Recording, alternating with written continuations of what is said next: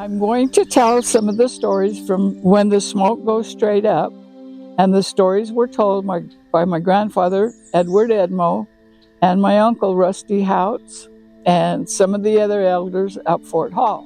My grandpa used to say the stories were told in the wintertime when the smoke goes straight up out of the teepee, and they were told to the children a lot at night so that they would hear their bedtime stories, and they were told to say, uh-huh.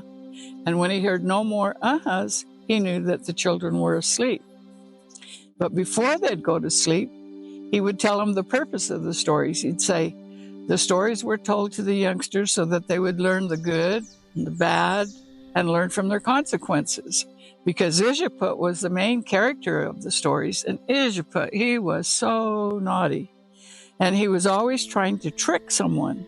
And so a lot of the stories were not about how to outstrength somebody, how to outwit somebody. And so he was always trying to fool somebody.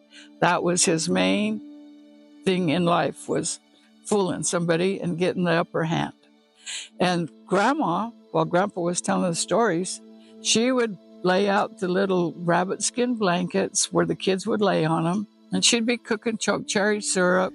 And then in the background, you could hear the owls hooting, maybe a coyote howling, and that would be the setting of when the stories would be told. First story I'm going to tell is about how the world was made. In the beginning, Avish, a long time ago, there was nothing but water. And Appa, grandfather, great spirit, he had 3 sons. He had Muskrat, the Bambusko, Pambuso, the muskrat, and Honey, the beaver. And they did not know how deep the water was, but they would look at the water and they would wonder, and they'd think, I seen a bubble come up at the top of that water. I wonder what's causing it. And Appa told his sons, he says, why don't you guys dive beneath the water, go way down deep and see what you can see? And so the otter says, I want to be the first one to dive. And so the otter thought, he went way down, and all he could see was penguin, the fish. And so when he come up for air, Appa says, what did you find, son? And he says, I didn't see anything but fish. The otter said, well, I found some water people down there. And then Honey, the beaver, said, well, now it's my turn to dive. I want to dive down. And he was very good looking, and he knew it. So he dressed up in his finest clothes, and then he closed his eyes and he says, Appa, I'm going to go down. And Appa says, wait, I'll paint some red marks on your face. And so he painted some marks on Beaver's face. And Beaver, to this day, still has those red marks. But Beaver dove way down into the water. And when he went, this girl stopped. And she says, who are you? What are you? And he says, well, I'm Beaver. And she thought, oh my goodness, you are so good looking. And so she winked at him, and that made him feel so happy. Then Honey, the beaver, he had also stopped to talk to one of the girls in the water. But he stayed so long in the water, he ran out of breath. And when he came up for air, Appa, the great spirit, asked him, well, what did you find? And he says, well, I found that water girl, but she was the youngest water girl. And Muskrat said, well, it's my turn to go down. And his brothers called him names and saying, you're too little and skinny. You can't go down to the bottom. You can't swim that deep into the water.